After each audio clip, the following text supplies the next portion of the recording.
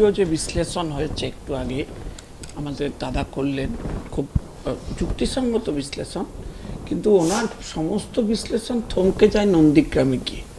উনি যে মুখের কথা বলছেন সেই মুখ নিয়ে আলোচনা তখনই বন্ধ হয়ে যায় যখন নন্দীগ্রামে মমতা বন্দ্যোপাধ্যায় নির্বাচনে হারতে হয় মমতা বন্দ্যোপাধ্যায়কে।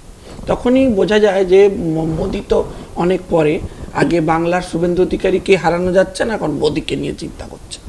এক, দুই হচ্ছে আমি বলবো যে উনি কি অভিষেক বাবুর হয়ে একটু ওকালতি করলেন? কারণ বয়সের প্রশ্নটা সব থেকে বেশি তৃণমূল কংগ্রেসে রয়েছে এবং একাধিকবার আমি আপনার একটা কালজয়ী ইন্টারভিউ আছে মৌপিয়া দেবী আপনার, এবং সেই ইন্টারভিউর পর বাংলায় পুরো ত্রাহি ত্রাহি রব পড়ে গেছিল অভিষেক বাবু।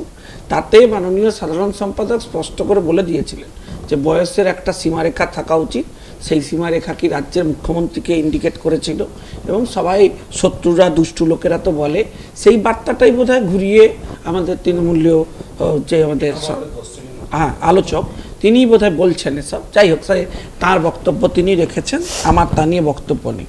আমার এখন বক্তব্য হচ্ছে দিদি যে আপনি জানেন যে বিহার নির্বাচনে একটা রিভিউয়ের পর প্রায় 30 লক্ষ ভুয়ো ভোটারের নাম বাদ গেছে। সারা পশ্চিমবাংলায় বাঙালি অস্মিতাকে সামনে রেখে, বাঙালিদেরকে, বাঙালি সেন্টিমেন্টকে ব্যবহার করে রোহিঙ্গাদের ব্রিদিং স্পেস দেওয়ার চেষ্টা হচ্ছে। এখনো পর্যন্ত পশ্চিমবাংলায় কোনো লোককে এখান থেকে বাংলাদেশ পাঠানো হলো না। এবং আপনি ভুয়ো ভোটারের পরিমাণ কি, আপনাকে আমি ডেটা দিলে আপনি চমকে যাবেন। প্রায় 50%-এর উপর এক এক জায়গায় ইনক্রিজ করেছে ভোটার লিস্ট। এই রাজারহাটে চলে যাবেন, খালের দুপাশে পুরো রোহিঙ্গা বস্তি বসিয়ে দিয়েছে।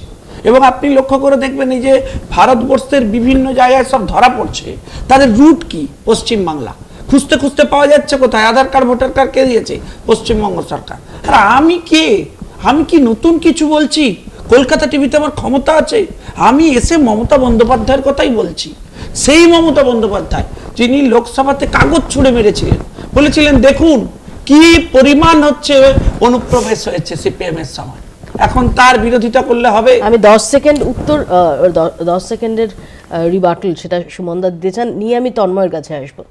শঙ্কুদেব পান্ডার নেতা শুভেন্দু অধিকারীর একটা বিখ্যাত ইন্টারভিউ আছে যেখানে ওনাকে পূর্ব মেদিনীপুরের স্বাধীন তাম্রলিপ্ত সরকারের উত্তরাধিকারী উনি না। আমি রিপোর্টারের সময় আমাদের বলুন না, আরে বলতে গেলে তো আরো অনেক কিছু শুভেন্দু অধিকারী সুশীল ধারাদের উত্তরাধিকারী না শ্যামাপ্রসাদের? শ্যামাপ্রসাদের উঠলেই কেন কেন উনি চুপ করে যান? দ্বিতীয় কথা হচ্ছে যদি সবাই দ্বিতীয় কথা যদি সবাই